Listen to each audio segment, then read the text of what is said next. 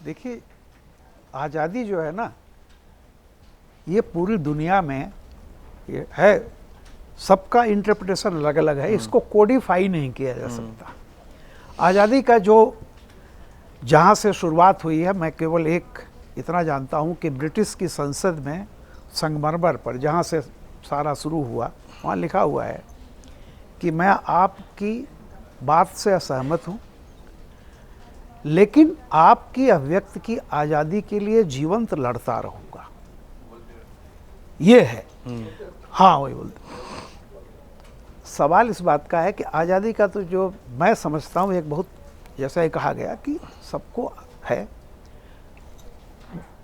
इंसान को कोई भी वो काम कर सकता है, उसे उस काम की कीमत स्वयं चुकानी है, न कि दूसरे की कीमत पर। और मैं यही कहता हूँ कि आज़ादी या आप कहते हैं कि और अपमान, दोनों में बड़ा फर्क है। और एक सिंपल, जैसे दो, अभी इमरान प्रतापगढ़ी की बात नहीं कर रहा हूँ, लेकिन कामरान और ये जो कह रहे थे, एक तो बड़ा दुखद है कि आज मैं सुमन जी के नाते मैं इतिहास की विवेचना करूं, ईमानदारी की बात, जब वो कह रहे थे तो जाहिर सी बात है वो राणा सांगा को कहीं अपमानित करने का नहीं था, उनको बहुत अच्छी तरह मालूम था। और जिस तरह की तू तड़ाक का उन्होंने राणा सांगा के लिए इस्तेमाल किया, वो भी बहुत सुविचारित था।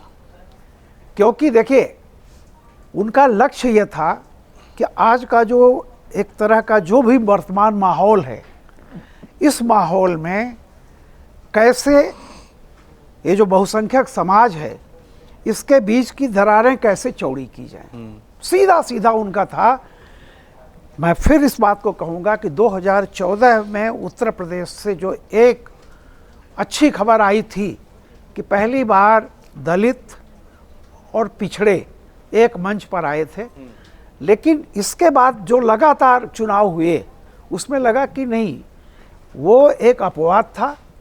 विभाजन इनके बीच का अभी भी समाज में है, उसको तोड़ने की एक कोशिश की गई, या तोड़ने का मतलब उसको जोड़ने की कोशिश की गई कि दलित और पिछड़े जो पीडीए का बाकी बात है।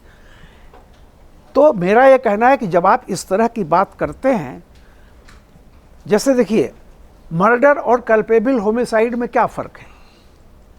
मर्डर में आपने मार दिया, कल्पेबल होमिसाइड 302, अब तो खैर बदल गई धारा। कल्पेबल होमिसाइड का मतलब यह है कि आप जो काम कर रहे हैं, आपको पता है कि उससे वो आदमी मर सकता है, मरा नहीं अलग की बात है, वो कल्पेबल होमिसाइड होता है। तो जो आग लगी है, ये सुमन को मालूम था कि जब मैं इस तरह की बात करूंगा तो इसके रिपरकशंस ये हो सकते हैं, उसके बावजूद ये कहे।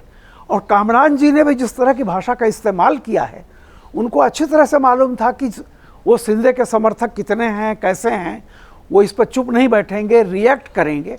तो जब आप ये जानते हुए नहीं, बल्कि आपका लक्ष्य ही वो था कि ऐसा कुछ हो, आप करते, इसलिए मैंने कहा कल्पेबल होमिसाइड और मर्डर दोनों की सज़ा में थोड़ा सा फर्क है, लेकिन बंदा अगर मरा नहीं है तो भी सज़ा होती है।